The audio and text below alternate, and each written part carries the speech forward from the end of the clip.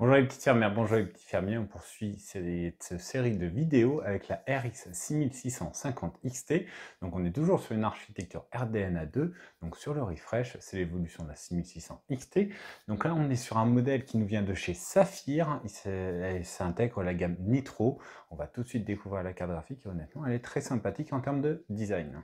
Voici donc la RX 6650 XT signée par Saphir, on est sur la gamme donc Nitro.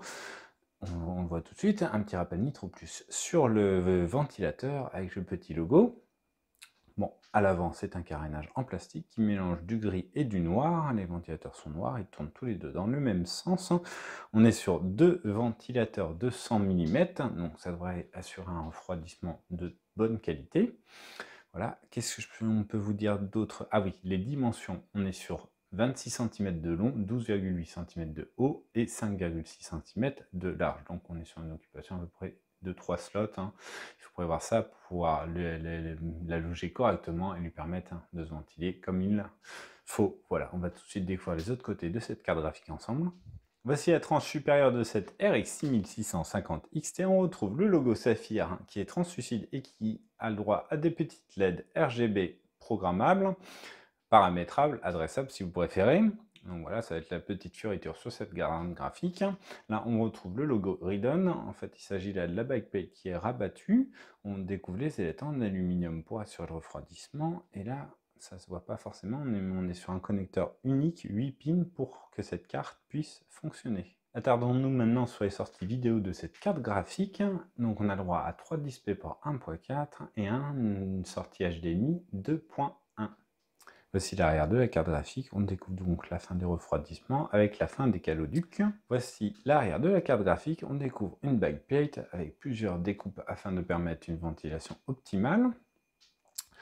On découvre une backplate honnêtement plutôt très jolie, avec des teintes enfin une dominance gris avec du noir, le logo Nitro Plus qui est rappelé. Honnêtement, la carte est très bien finie et devrait plaire à beaucoup de monde. Attardons-nous maintenant sur les caractéristiques techniques de cette RX 6650 XT. Donc ce refresh est basé sur un GPI Navi 22, toujours sur une architecture RDNA2 signée par AMD. Donc on a le droit à 2048 shaders, on a le droit à 40 compute units, donc 40 ray accélérateurs, ça ce sont les unités dédiées au ray tracing, excusez-moi.